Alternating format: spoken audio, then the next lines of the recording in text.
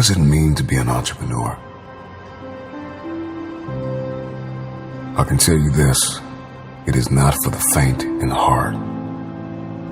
It is only for the brave, the courageous, the calculated. Entrepreneurship is reserved for the resilient. Don't even step on the playing field if you have not counted up the cost of entrepreneurship. So there are two sides to the coin of entrepreneurship. There's heads and there's tails. And most people fail to see tails. They see heads, the face of it. They live on the surface, the lights, the cameras, the action, the yachts, the fame. But they don't see the blood, the sweat, the tears. Anybody that is willing to make the sacrifices, they stay up late, they work longer, they are more focused, pay the price, and get the job done and finish what they started. Those are the ones who will succeed. If you're going to be an entrepreneur, you're going to need to lead. The world needs more creative, resilient, passionate, committed, focused, disruptive entrepreneurs. The last thing we need is somebody to come along with another good idea, but they don't have the passion, the perseverance, and the grit to get the job done. We don't need another person that's going to start something and quit in 6 months. Don't tell me you want to step into a room and dominate if you don't have passion. Don't tell me that you want to be a disruptive entrepreneur and you want to step into a room with a new idea and challenge and change the status quo and you don't have passion. Right now you may be in pain. Right now you may be hurting. But if you have vision, you are able to see past the pain and look into the eyes of the future.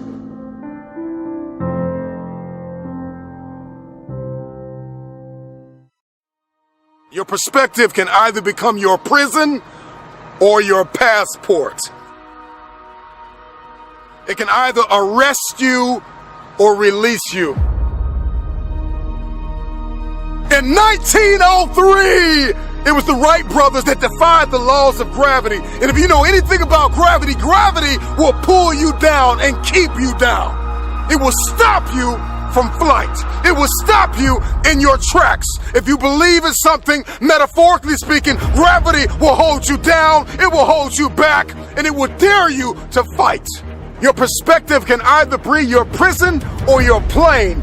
I don't know about you, but today I made the decision to defy the laws of gravity. The first successful heavier-than-air powered aircraft was designed and built by the Wright brothers. They flew it 4 times on December 17, 1903, near Kill Devil Hills, about 4 miles. I believe possibility is destiny, and it is fear that keeps us arrested and apprehended by the spirit of impossibility. I'm gonna tell you this right now, and nobody else is gonna tell you this. Impossible is a spirit, and you've got to arrest that spirit or it will arrest you. Impossibility is like a soda fountain, the easy way out, the path of least resistance, because to say something is impossible, to give up, to cop out, to fill your cup of carbonated excuses, it tastes good, but it doesn't sit well as it goes down into your system. To remove the 2 letters is the grit of existence, the binding faith of hope to your chest and letting your heart beat. You gotta rewrite the code, you gotta rewrite the script.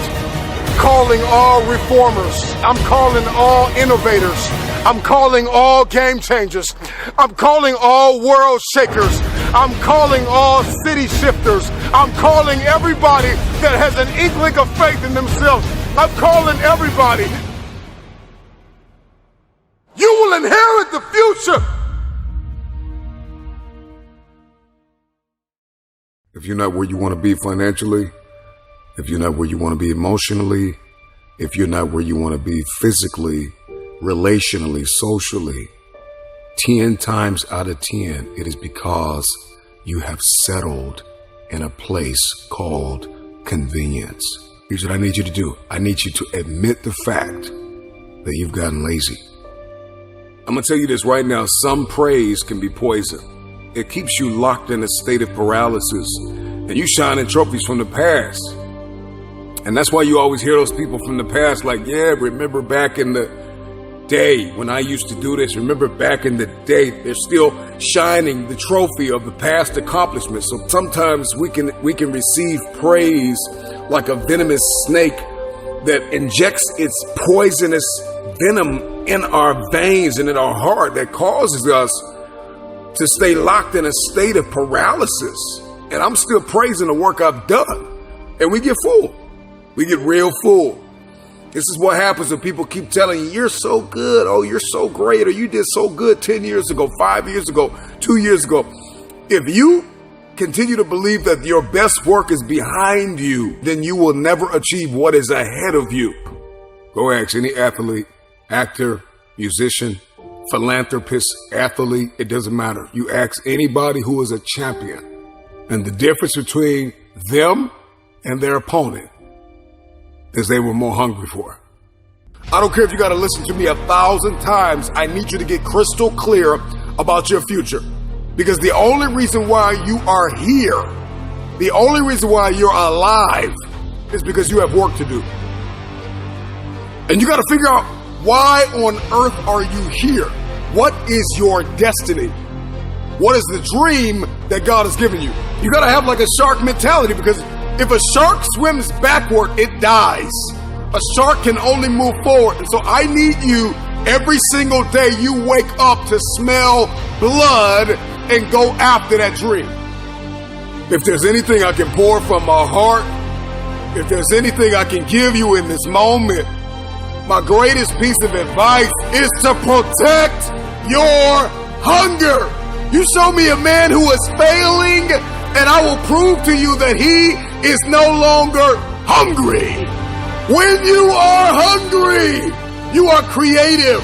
When you are hungry, you are innovative. When you are hungry, when you are no longer full, when you are no longer satisfied with where you are and you raise your standards, it is only then that you can have your future. If you can stay hungry, you can get the resources. If you can stay hungry, you can get the strategy. If you can stay hungry, the ideas gonna come. If you can stay hungry, the connections will be aligned. If you can stay hungry. The problem with many of you is that you got full, you got complacent, you got lazy. Somewhere along the line, you lost your enthusiasm, your optimism. You lost your hunger. I'm never full. I'm never full. I'm never full. I'm never full. If you want your future, then you are going to have to get acquainted with pain, with discomfort, with inconvenience. Because hunger is the only thing that's going to give you the power to persevere through that pain. Never stop climbing the hill. There is always another hill to climb. Go find your hill and climb. You got to be hungry for your dream. You got to be hungry for your next level. You got to be hungry for connection and alignment. You have to be hungry to fulfill your destiny. Hunger is not an idea. Hunger is not a mood. Hunger is a lifestyle. I'm never full. This is me every day, all day. I'm hungry to learn. You got to be hungry to read. You have to be hungry to grow. You have to be hungry to manifest what is in your head.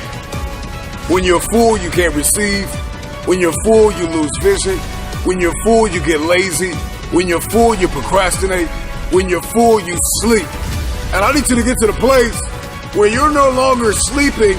I need inconvenience to be your new norm. If you're not inconvenienced every day, Every day, you need to be inconvenienced. Every day, I need you out of your comfort zone. If you're going to win the fight for your future, if you want generational cycles broken in your family, if you want to be the first to achieve, the first to get it done, the first to see it, the first to do it, you must stay hungry.